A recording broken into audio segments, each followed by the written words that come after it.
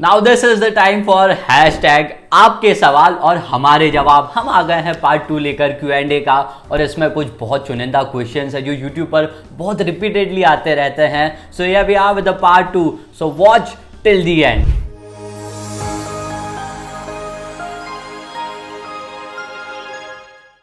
So as we start this video, मैं आपको पहले ही बता दूं बहुत सारे क्वेश्चंस होते हैं। सो हर क्वेश्चन को तो नहीं ले पाएंगे, पर कुछ चुनिंदा क्वेश्चंस आपके लिए लेकर आए हैं, सिर्फ उन्हीं पर हम बात करने वाले हैं। सबसे पहला उसमें है, ये स्क्रीन पर देखिएगा, क्या आप BA के बैकग्राउंड से डेटा साइंस के लिए अप्लाई कर सकते हैं? वेल, डेटा साइंस हो, कोई भी कोर्स हो, अगर आप इररिलेवेंट बैकग्राउंड में अप्लाई कर रहे हैं, लेट्स जस्ट से कि आपने PCM किया है, या उससे बेटर लेकर चलते कि आपने कॉमर्स किया है और आप चाह रहे हैं कि किसी मेडिकल कोर्स में आप जाएं, तो it is not possible actually.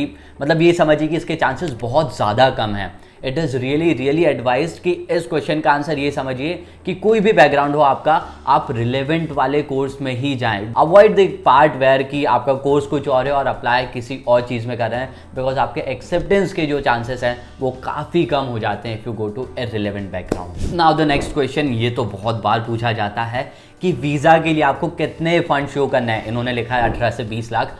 हालांकि नाउ इट हैज़ चेंज। अब आप इटली जा रहे हैं, बैचलर्स के लिए जाएं या इवन मास्टर्स के लिए जाएं, आप सिर्फ 7 से 8 लाख रुपए भी शो करते हैं तो भी आप इटली के लिए वीज़ा के लिए एप्लीकेबल है। Now it is not 18 to 20 lakhs। हाँ, ये पहले हुआ करता था, बट ये लास्ट इनटेक में चेंज हो गया। दैट मीन्स अब 7, 8 या 9 लाख रुपए में भी आप आपके वीज़ा के लिए बिल्कुल अप्लाई कर सकते हैं। नाउ द नेक्स्ट क्वेश्चन, ये आपको स्क्रीन पर नहीं दिखेगा क्योंकि ये क्वेश्चन बहुत ज़्यादा हमसे कॉल पर पूछे जा रहे हैं, कमेंट्स भी आ रहे हैं, but I couldn't capture that. अब क्वेश्चन ये है कि ऐसा हो रहा है कि जिस यूनिवर्सिटी के लिए मैं अप्लाई कर रहा हूँ उसका जो पोर्टल है वो ओपन नहीं हो रहा है, वो वेबसाइट ओपन नहीं हो रही, वो वेबसाइट स्लो चल रही है, या जब मैं इन्फॉर्मेशन फिल आउट कर देता हूँ वो पेज ऑटोमेटिक रीसेट हो जाता है, या मेरा जो पर्टिकुलर कोर्स है वो कोर्स मुझे उस वेबसाइट पर नहीं मिल रहा है, या बीच में सर्वर बंद हो जाता है, वेबसाइट स्टॉप हो जाती है all of a sudden. So इस कंडीशन में क्या करना है? Well, the answer to this question is कि ये हो रहा है, ये बहुत सारी यूनिवर्सिटीज़ के साथ फ्रीक्वेंटली होता है, because there what do you say server और there portal is under maintenance. First thing, under maintenance हो सकता है, may be they are working on the portal, या जब ओवर ट्रैफिक हो जाता है, जब ट्रैफिक बहुत ज़्यादा बढ़ जाता है वेबसाइट पर, तब भी ये होता है। टेक्निकल ग्लिचेस आते हैं, हो सकता है जो मैंने अभी आपको पॉइंटर्स बताई आपके साथ भी हो। सो इट इज़ एडवाइज्ड कि ऐसे टाइम पर आप कंटिन्यूसली सिर्फ चेक करें आपके पोर्टल को, जब भी वो ओपन हो जल्दी से जल्दी आप अप्लाई करिए। इसका डायरेक्ट सॉल्यूशन एज सच नहीं है, एंड यूनिवर्सिटी भी जानती है that the portal is not working currently. So yes, they are under maintenance, उस पर काम ऑलरेडी चल रहा है, so that is completely fine. Just keep checking the portal of your university. Now this one is really a good question. आप education loan के लिए जा रहे हैं तो फीस स्ट्रक्चर और एक्सपेंसेस आप कैसे दिखाएंगे? वेल, इटली के केस में इतना ज़रूरी नहीं है क्योंकि आपकी ट्यूशन फीस तो वैसे ही नहीं दिखती है ना, तो आपके पास ऐसा स्ट्रक्चर होता नहीं है। हालांकि आप बैंक्स में जब जाते हैं तो आप आपके आइल्स के बेस पर भी या कोलेट्रल के बेस पर भी एजुकेशन लोन को करवा सकते हैं। आप इन बेस पर भी एजुकेशन लोन ले सकते हैं। HDFC हो गया, ज्ञान धन हो गया, यहाँ से आप जब लोन लेते हैं तो आप आइल्स के बेस पर भी कर सकते हैं एंड कोलेट्रल के बेस पर भी कर सकते हैं। सो एज सच आपको फीस स्ट्रक्चर की यूनिवर्सिटी से ज़रूरत नहीं है।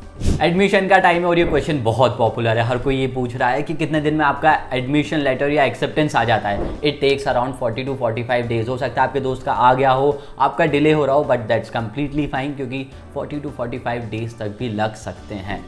Now one of the most confusing question कि HRD, अपोस्टाइल और ये सब आपको कब करवाना है, देख रहे हैं। Now the best part is, जैसे ही आपका एक्सेप्टेंस आ जाता है, वो कंडीशनल भी हो सकता है या प्रॉपर एक्सेप्टेंस भी हो सकता है, इसके बाद आप HRD और अपोस्टाइल वाला जो पूरा प्रोसेस है इसके लिए आप अटेस्टेशंस के लिए इन वन वर्ड जा सकते हैं, because it is quite a lengthy process. And हम भी यही सजेस्ट करेंगे कि एक्सेप्टेंस के बाद कोशिश करिए कि आप जल्दी से जल्दी ये प्रोसेस को स्टार्ट कर दें। Now here I am with the evergreen question जो हमेशा आता है कि 55-60% है, can I get admission in an Italian university? In one word, of course yes, you can get admission with this marks also. And scholarship की आप बात करेंगे, यस आप स्कॉलरशिप अभी भी पा सकते हैं because it is a need based scholarship. और अभी भी आपको जानना है कि कम मार्क्स में कैसे परसेंटेज आएंगे, वॉच आउट दिस वीडियोस में हमने बहुत सारी डिटेल्स बताई है। Now the next question is about talk. वो टॉल्क के पासिंग क्राइटेरिया क्या होते हैं? अब वो किसी भी यूनिवर्सिटी के लिए आप अप्लाई करें, कितने आने चाहिए? If you are going for TOLC I और टॉल्क F, आपको आउट ऑफ 50 25 चाहिए। अलॉन्ग विथ आप अगर टॉल्क ई के लिए जा रहे हैं तो out of 36 19 is the score that you need for passing this exam. This is another popular question कि आप कोडीचे फिस्काली के लिए अप्लाई कर रहे हैं, you are creating your fiscal code but आपके इसमें लास्ट नेम नहीं है, तो उस सिचुएशन में आपको क्या करना है, उसमें आप XXX ट्रिपल एक्स लिखकर छोड़ सकते हैं उस पार्ट को and that would also be applicable. So you don't need a last name, आप ये भी यूज़ कर सकते हैं।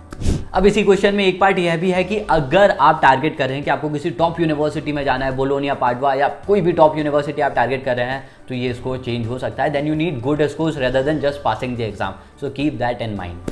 Now this is a really good question. ये पूछना चाह रहे हैं कि इनके पास कसिनो से एक्सेप्टेंस है, तो क्या ये आप दूसरी यूनिवर्सिटी में भी प्री इनरोल कर पाएंगे अलॉन्ग विद कसिनो? तो नहीं, आप एक टाइम पर एक ही यूनिवर्सिटी में प्री इनरोल कर सकते हैं।